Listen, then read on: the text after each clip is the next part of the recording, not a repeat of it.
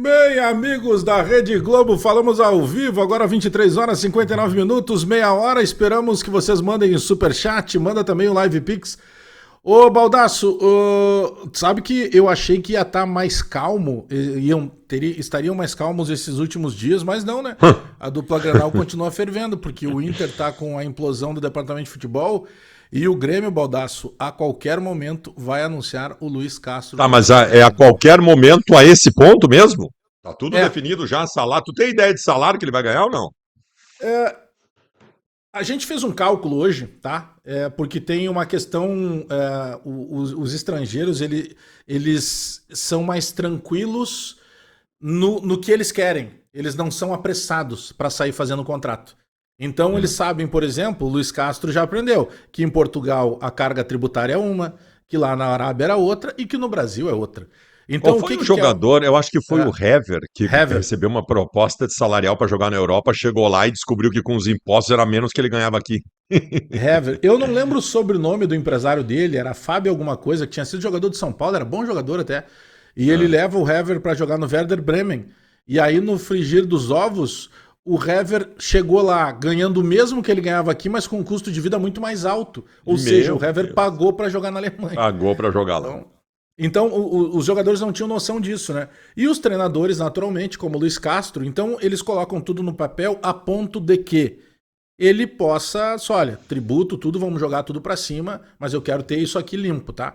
Ele vem com uma equipe numerosa, tá? Ele deve trazer entre 6 e 7 entre preparador físico, auxiliar direto, auxiliar indireto. Ele quer ter um controle maior com a equipe que ele vai trazer. Mas vamos botar nos números assim, ô Baldasso. É como se assim, ó, considerando o 13º, o Luiz Castro vai receber do Grêmio 13 salários em torno de 1 milhão e 800. Tá? Então são 1 milhão e 800 de salário mais o 13º. Isso é ele, sem a equipe. Isso o custo de todo mundo. Esse é o custo de todo mundo. Vamos arredondar para 2 milhões. Tá? Então o custo vai ser em torno de 2 milhões mês para o Grêmio. É o que se paga para trazer um treinador desse nível. Não tem nada. O Grêmio demais, já pagava para o Mano Menezes algo em torno de 1 milhão. Bom, dobra o custo da dobra, mas aí é uma aposta. É um outro conceito que o Grêmio está buscando. Eu acho que é uma boa aposta. Até não acho que seja aposta, primeiramente. Aí que tá. Mas acho que essa mudança de conceito. Os primeiros dias, né? Não dá nem para dizer primeiros dias, porque hoje, como a gente já passou da meia-noite, a gente está na quinta-feira. O presidente Odorico assumiu o comando efetivamente na segunda-feira à noite. Ele conseguiu entrar no clube e mexer nas gavetas na terça-feira. Então a gente está pegando terça e quarta. Em 2 dias, ele já foi dar entrevista, ele já foi hoje, agora no final do dia da quarta-feira, para a CBF, porque tem congresso técnico, porque tem que ser tudo muito rápido, porque o Gauchão começa dia 11, o Campeonato Brasileiro começa dia 28, e vem uma nova metodologia de um treinador, né? Mas nestas conversas, a gente buscando ali os bastidores, né, de tudo que estava sendo desenhado para o nome do Luiz Castro, o que uma das pessoas me disse é que impactou muito desde o primeiro momento quando se falou com o Luiz Castro, porque ele já queria ter trabalhado no futebol brasileiro na temporada passada. O Atlético Mineiro procurou ele. Porém, quando ele sai do Al Nassr, ele chega lá, ele ganha uma Copa do Emir, que seria a Copa dos Campeões, com o Cristiano Ronaldo, lá a Copa dos Campeões Árabes, e depois o campeonato ele acaba perdendo para o Al Hilal do Jorge Jesus. Aí ele é demitido. Quando ele é demitido, o Al Nassr, por algum motivo, tinha uma multa que durante 6 meses ele não poderia assinar com nenhum clube para ele continuar recebendo o salário dele. Então, se ele assinasse com algum clube, ele automaticamente deixava de receber aquele valor. O Atlético Mineiro procurou ele e ele explicou, olha, eu tenho esse contrato e aí, para que eu possa aceitar a proposta do Atlético, mas aí vocês vão ter que pagar porque eu vou estar abrindo mão desse dinheiro. E aí seria um valor muito alto. Por isso que ele não fechou com o Atlético. Claro. Quando começa agora as conversas com o Grêmio, já tinha passado esse tempo, para que ele não tivesse mais o compromisso do contrato, ele solicitou algumas coisas que agradaram a nova gestão do Grêmio. Por quê? Ele quer ter uma ingerência, ele quer participar das coisas na base e também no scout. Ele não quer ser surpreendido, eu preciso de um ponteiro direito. Não, ele quer que ele seja comunicado. O professor, os ponteiros direitos que a gente procurou no mercado são esses aqui, o que o senhor acha? Ele não quer simplesmente que contratem um ponteiro direito e dê para ele jogar. Ele quer E participar disso. se ele quiser pular etapas, ele pode pular etapas. Se ele achar que Pode, um guri de 16 anos de idade está tudo com pronto, não ele. interessa o que o Grêmio pense. Tudo com ele. Eu até acho, tá? Outro dia eu tava conversando com uma pessoa importante da nova gestão do Grêmio e eu citei esse exemplo. O Sub-20 do Grêmio, na minha opinião, ele tinha que treinar ali no CT do Grêmio. Para que eles estivessem observando. E treinava, sim. Só que teve um período que o Renato resolveu que as coisas que vazavam porque os meninos ali tinham amigos da imprensa. E a gente sabe que muita coisa que vazava era o próprio Renato, né? Mas tudo bem. O Renato tirou o Sub-20 de lá. Então eu acho que seria uma boa até, já que tem espaço ali, tem campos, para que ele pudesse observar, porque ele não conhece ninguém, né? Ele vai ter que agora tatear na base do Grêmio. Mas ele é o cara que gosta O Grêmio disso. tem muita coisa para aproveitar, né? O Grêmio tem muita Muita, coisa para aproveitar da base. Ao contrário do muita. Inter, o Grêmio tem muita coisa da base para aproveitar. Se tu pegar agora, o Alisson acaba de ser vendido aí 10 milhões e meio, sendo em torno de 4 milhões à vista para o Grêmio, 10 milhões e meio, com gatilhos que podem chegar a 12 milhões. Um jogador que até bem pouco tempo ele não era nem, não, ele não é uma unanimidade nem que tenha que ser titular. O Luiz Eduardo, o zagueiro, que, cara, é um zagueiraço, ele já tem interesse do Chelsea e do Manchester United. O Em quantos Como anos? da 18? Itália ofereceu 12 milhões. Eles são tudo sub-17, né? Eles têm tudo Puta merda. fechando agora na casa dos 17 anos. O Mac recebeu 15 milhões do Shakhtar, só não foi vendido porque o Mac, o empresário dele, que é da empresa do Neymar, não quer que ele vá para o leste europeu, que é um mercado maior. Ou seja, tem boas projeções, inclusive para usar no time do próprio Luiz Castro. E mais, ele recebeu uma proposta do presidente, uma promessa do presidente Odorico, que ele terá pelo menos 4 contratações para nível de titularidade. Pois é isso que eu queria falar. O nível de titularidade, ele é subjetivo, né, Bagé? Total. Nível de titularidade, vamos lá, daqui a pouco se tu tem convicção em um jogador que talvez não seja tão conhecido que é nível de titularidade, é uma coisa. Se tu traz um jogador que todo mundo conhece e é muito mais caro, é outra coisa. Eu acho bem subjetivo isso. Eu acho que a promessa que tem aí é de qualificar o time, né? Qualificar o time. Eu vi tu dizendo hoje, Bagé, que o Grêmio tem um esqueleto legal. O Grêmio tem um esqueleto legal de time. E tem. Tem um esqueleto legal. Esqueleto é o quê? Espinha dorsal, a gente chama. Espinha dorsal é a reta de ponta a ponta, como é a, né? Tem um goleiro, tem um zagueiro, tem um volante, tem um meia e tem um centroavante. O meia talvez há de se pensar. Mas, quer dizer, tem o William, né? Que joga tá mais pelo lado do campo, mas é o meia. O Grêmio tem um bom esqueleto, ao mesmo tempo em que o Grêmio também tem alguns problemas importantes, né, Bagé? Tu pega lá, o goleiro vai trocar, tá? Mas Sim. aí o goleiro, ou vem o Everton do Palmeiras, né? Que o Grêmio ainda tem que pagar o transfer ban também para definir a inscrição de qualquer jogador, ou vai ser elevado à condição de titular o Grando. Então acho que o goleiro não é um problema. A lateral direita é um problema, tá? Porque o Marcos Rocha não tem condição nem idade para suportar. Tu pega o Campeonato Gaúcho agora, é jogo de 3 em 3 dias. Daqui a pouco vem Campeonato Brasileiro, daqui a pouco chega Sul-Americana. Não tem como. O João Pedro, que é o reserva, o João Pedro teve um problema que poderia ocasionar problema, com perdão da redundância, cardíaco nele. A gente não sabe nem se ele como é que ele consegue voltar a jogar. Eu acho que pra zaga tá tudo certo, porque tu tem aí voltando Noriega, voltando Balbuena, tu tem o Kahneman, tu tem o Wagner Leonardo, tu tem o Luiz Eduardo que tá começando agora. O Grêmio tem 9 zagueiros, se tu botar o Luiz Eduardo, 10. A lateral esquerda tá bem preenchida. O Marlon é titular absoluto. O Luiz Castro, ele gosta de jogar com o time a partir de um volante de dinâmica. Ele tem um prato cheio que é o Arthur. O William é um jogadoraço. O Amuso, ele passou a ser uma alternativa importante. Ele gosta de jogar com pontas também. Então, se vai faltar... Ele terminou bem o ano. Direita, ele fez uma temporada muito irregular, mas ele terminou bem o ano. Se tu pegar o segundo semestre dele, foi bom. O Carlos Vinícius é um centroavante de carteirinha. O Bright White ainda volta de lesão. Então, acho que o Grêmio tem alternativas. Se tu chega com 4 jogadores em nível de titularidade, agora resta saber. O Hulk, se fala no Hulk... Cara, eu já gostei muito do Hulk. Hoje eu acho que o Hulk já tá numa curva descendente. Agora se fala, por exemplo, no Rafael Veiga. Pra mim é um jogadoraço, que o Palmeiras parece estar querendo fechar um ciclo. Liderança, chute a longa distância, bola parada. Esse seria um jogadoraço pra chegar e fardar. Mas, Bagé, nós estamos falando de time. O Grêmio tem que fazer uma grande reformulação de grupo. O Grêmio tem muitos descartes para fazer, por exemplo? Tem. Se especula que entre 9 e 10 jogadores sejam saídos do Grêmio. Pô, se tu pegar só no sistema defensivo, tu vai ter o Gemerson, que não interessa, tu tem o Rodrigo Eli, né? Que me adora e que já tá num outro Teu processo vizinho, também. teu Só não vizinho. foi teu vizinho, tá mais perto de ti. É, que ele tá recuperando de uma lesão, mas a gente não sabe, né? Como que volta. Aí, Então tem Pavon, alguns. Cristaldo, Monsalve, esses caras ficam? O Pavon e tu sabe que entre Pavon, Cristaldo e Monsalve, o Pavon faz mais o estilo do que gosta o Luiz Castro. Ele não tem bola, mas ele é um jogador de muita doação, ele é um jogador de intensidade. Algo que falta ao Cristaldo, algo que falta ao Monsalve. Então, por mais que o novo técnico do Grêmio, o Luiz Castro, seja um cara que ele se adapta aos jogadores que ele tem, cara, ele pode se adaptar a funções, mas características eu acho que ele não vai abrir mão. E se ele não gosta de jogador sem intensidade, dificilmente esses aí vão ter É. oportunidade. Isso aí é uma diferença importante. O Grêmio tem uma reformulação razoável para fazer de grupo. Se nós estamos falando aí de trocar 10 jogadores de um grupo que tem É 30, muita nós estamos gente. falando, nós estamos falando de mudar um terço do grupo de jogadores. Isso aí não é uma coisa que tu faz do dia para a noite. Só que o Grêmio já tem um técnico para isso. O técnico que vai ser anunciado, provavelmente ele está pelo menos uma semana já analisando o grupo do Grêmio.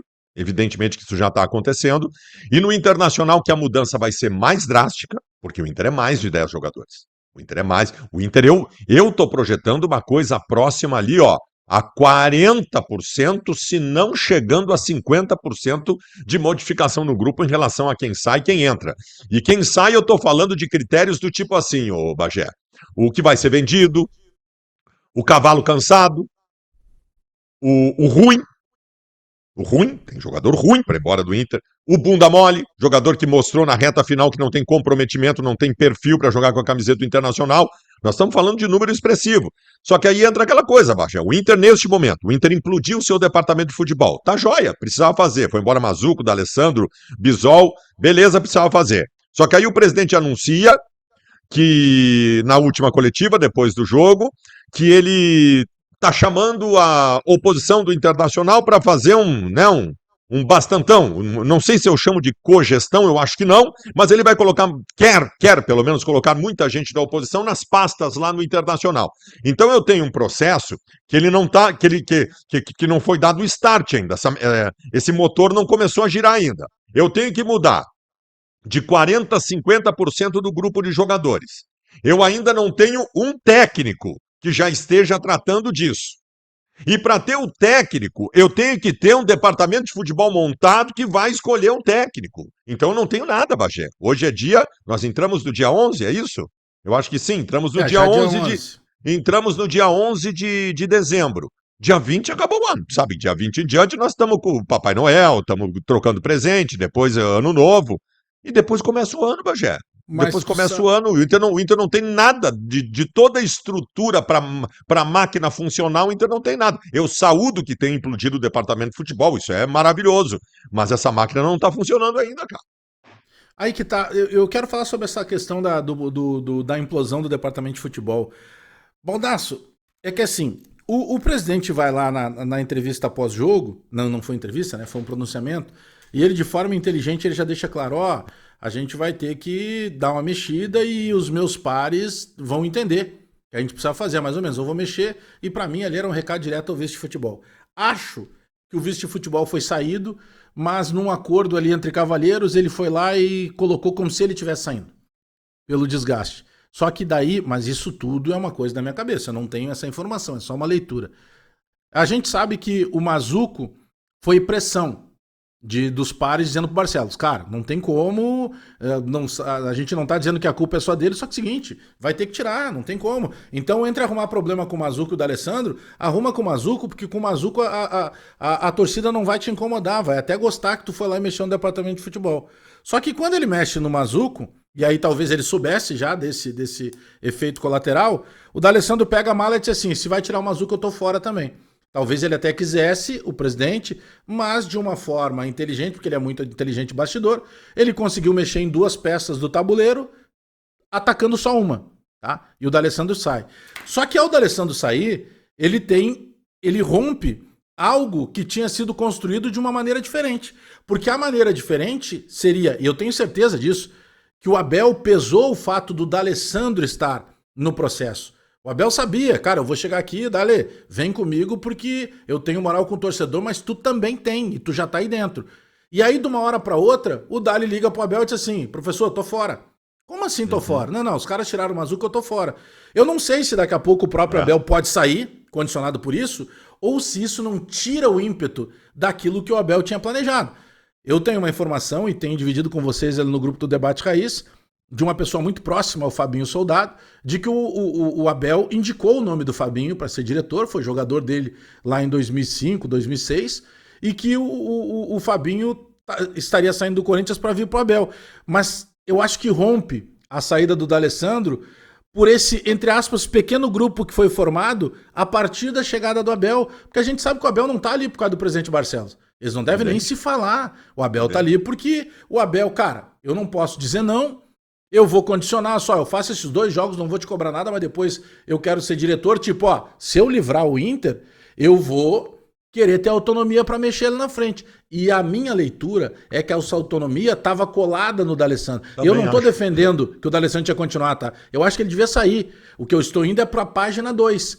Se essa implosão, ela atende realmente o que precisava atender de todo mundo sair, ou ela racha aquilo que poderia dá uma ajeitada daqui pra frente. E as consequências... Vamos lá, o trabalho do D'Alessandro foi horroroso e ele tinha que sair, não tenho dúvida nenhuma. É bom pro Inter que ele tenha saído, mas muda a característica de todo o processo, como se tinha pensado, ou pelo menos como eu tinha pensado. Eu, por exemplo, Bagé, para estabelecer que tipo de perfil de treinador eu queria, eu estava contando com a ideia de que Abel e D'Alessandro estariam juntos no vestiário. E tu sabe que Abel e D'Alessandro no vestiário, nós estamos falando de um estofo importante de 2 lendas da história do Inter, que poderiam dar proteção e estofo a um treinador daqui a pouco emergente. Eu, por exemplo, eu queria o Carpini no Inter. Eu quero o Odair Hellmann, o Tite, mas não sei se vai dar. O Carpini me agradaria, mas o Carpini é um treinador que, se viesse para o Internacional, ele precisaria desse estofo monstruoso de vestiário que talvez o Inter não tenha mais. Porque Claro. o D'Alessandro não tem mais e daqui a pouco não tem mais o Abel. Não vai, desculpa, mas não vai ser o Fabinho Soldado que vai dar o estofo para um treinador emergente e proteção dele com o vestiário e com a torcida. Então, para mim, já muda a ideia. O Odair realmente é um cara que tu traz que não precisa disso. O Odair, o Odair tem uma história no Inter, conhece cada esquina do estádio Beira-Rio, sabe como funciona a torcida conhece ele, alguns não gostam, outros gostam, mas o Odair não precisa dessa proteção toda. Agora, para mim, não tendo Abel e não tendo D'Alessandro, e a gente não sabe se vai ter Abel ou não, o emergente eu acho que já não dá mais. O emergente eu acho que não dá mais. É que tu vê ao mesmo passo, tá? Ao mesmo passo que o presidente ele avança uma casa ao implodir o departamento que ele precisava fazer, e depende muito como é que... Pra mim a chave da questão aquele joguinho, como é que era aquele joguinho? Avance 2 casas, volte uma casa. Exato, como é o nome do nome? Acho que era Ludo, né? O nome do jogo. Ludo, aí que tá. Eu só não sei como é que vai funcionar a questão do Abel. Porque se o Abel matar no peito assim, tá, beleza, eu também não posso querer mandar no presidente, isso é uma decisão dele. Outra, o Dali saiu, não sei se o Abel vai querer fazer essa leitura. Ah, não, mas ele tirou o Mazuco porque ele sabia que daí o Abel ia querer o Dali ia querer sair. Se o Abel segurar a onda e tipo, cara, eu vou seguir e seja o que Deus quiser, é uma outra coisa. Agora, se o Abel se incomodar com a saída do D'Alessandro, aí ele volta mais de 2 casinhas. Aí ele... E eu não sei como reagiria também em cima disso a questão lá de trazer todo mundo para dentro do jogo, sabe? De buscar a oposição. Porque o opositor, daqui a pouco, vou te pegar um exemplo muito prático dos irmãos siameses, que são a dupla Granal. A gente tá falando do Inter, mas tu pega a questão do Grêmio. O presidente Guerra, ele entendeu que ele precisava diminuir a força da sua oposição. O que ele faz? Ele vai lá no grupo do seu antecessor, que era o presidente Romildo, do grupo Grêmio Unido, e tira o Guto Peixoto e transforma o Guto em diretor de futebol. Rainha da Inglaterra. O Guto não apitava nada, só botaram o Guto em fria. O Guto só podia falar quando era para dar pau na arbitragem, porque se alguém fosse punido, seria ele o boi de piranha e não o vice-presidente ou o presidente. O que acontece? Daqui a pouco termina o mandato, o presidente Guerra vai lá e dá-lhe pau adoidado na despedida no grupo do presidente Romildo, porque ele diz, eu peguei o clube numa situação pior do que eu tô entregando. Aí ele acirra de novo, vê como é que é esse jogo, né, da questão política. Então ele puxou enquanto serviu e agora ele já largou de novo. Eu não sei se o opositor do Inter se colocaria nesse período, porque daqui a pouco ele vai pensar assim, cara, eu posso continuar aqui do outro lado, só jogando pedra e me fortalecer para derrubar na eleição o presidente Barcelos. Deixa eu te contar uma coisa então, que até me surpreendeu de alguma forma. Eu conversei na tarde passada com 4 homens fortes da oposição do Internacional. E dos 4 eu ouvi a mesma coisa praticamente em relação à oposição participar da gestão Barcelos no último ano. O problema deles não é a exposição. Todos eles disseram a mesma coisa. Não tem problema. Exposição, nós estamos aqui para isso. Não tem problema nenhum. Exposição a gente pode ter. Quer me botar a linha de frente? Não tem problema. A gente vai, não tem problema. O problema deles é outro. O problema deles é qual é a autonomia. Claro. A autonomia. Um deles chegou a me dizer o seguinte: aí me colocam lá de vice de futebol, passa 2 meses, vem o Miguel Danino, Vitor Grumberg, do Conselho de Gestão que não sabem nada, e me demitem. E aí, como é que fica? Eles querem autonomia. Quer me botar para dentro? Então tá, me dá autonomia, poder de decisão, tudo. Exposição não tem problema. Vamos botar a cara a tapa. Imprensa nos dá pau, não tem problema nenhum. Mas me dá poder de decisão. E eu acho que aí ficou entendido, né, Bagé? Aí ficou entendido. Porque se tu pegar agora, por exemplo, tá? O Grêmio, o próprio Inter já viveu isso em alguns momentos. Daqui a pouco, por por qualquer motivo, tu traz um novo integrante e depois tu já tem um treinador contratado. Como é que esse cara vai responder pelo treinador se ele não ajudou a definir? Então, Claro. por isso que eu tô usando o exemplo do que foi feito no Grêmio. O Guto Peixoto foi tirado num contexto apenas no pensamento político. Né? Apenas no pensamento político. Ó, bom, será que a gente vai ter uma chance lá no final do ano na eleição? Não sei. Mas por vias das dúvidas, o que é o primeiro passo da eleição? É o Conselho. É igual o Congresso Nacional, cara. O presidente, seja lá Bolsonaro ou hoje Lula, eles precisam ter maioria dentro do Congresso Nacional, porque senão vai ser tudo vetado. É aquela brincadeira que tu fazia lá do doce da ambrosia ou do sagu. Aí daqui a pouco, se a turma do sagu é mais forte, vai ganhar sempre sagu, cara. Então, o pensamento do presidente foi lá na frente. E não esquece que esse ano tem eleição. E o presidente Barcelos, ele tá pensando lá na frente também na eleição. Para que daqui a pouco ele possa trazer a tal paz, mas é a paz a custo de quê? É por isso que eu uso o exemplo lá. Teve um determinado momento que o Olívio Dutra foi eleito governador do estado do Rio Grande do Sul e o CEPER sindicato, né, que era o sindicato dos professores, vivia fazendo greve, manifestação e parava as aulas e tal, não sei o quê. Aí ele se elegeu governador. O que ele fez? Vai lá, pega a presidente do CEPERS e transforma em secretário de educação. Acabou. Ah, tu tava brigando com o governo? Agora tu é governo, vem pra cá. E aí, durante um determinado momento, cessaram as manifestações. Claro, teve boa intenção? Teve. Trouxe uma pessoa que entendia para tentar justamente equalizar aquilo. Mas ele estava ali fazendo um movimento político. Ele estava tirando força de alguém que seria algo a jogar pedra nele durante todo o mandato. Então, o movimento político, eu sei que às vezes o torcedor não gosta de ouvir isso, porque parece mais chato, mas ele é necessário, Baldasso. Eu lembro de uma reunião no Conselho do Inter, nós repórteres na época ainda não identificados, e eu e os mais novos, a gente não conhecia quase ninguém, porque como era muito rádio, né, não tinha imagem de ninguém, a gente entrevistava, botava no ar os conselheiros, mas a gente se passasse na rua não sabia quem era. E eu lembro que a gente chegava perto de ti e perguntava assim, a gente não conhece ninguém. Aí tu ia dizendo, ó, aquele ali é o fulano de tal, esse aqui é o Beltrano, que é sócio da empresa não sei o quê. Tu ia meio que retratando o que acontecia.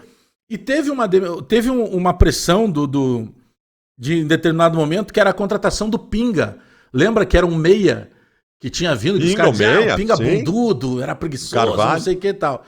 E aí, era um carboneiro. Era um carboneiro, só que ele era mais meio e, cara, ele era menos operário, assim, né? Isso. Ele era mais não vivia dono de sauna, né? Vivia do suor dos outros.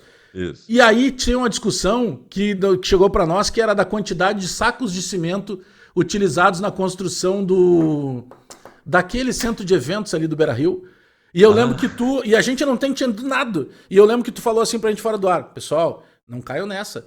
Isso porque os caras saíam para desvirtuar o valor que tinha sido pago ou não pago pelo Pinga, os caras, não, lá dentro os caras estão quebrando, estão agora discutindo lá, parece que tem uma divergência na quantidade de sacos de cimento.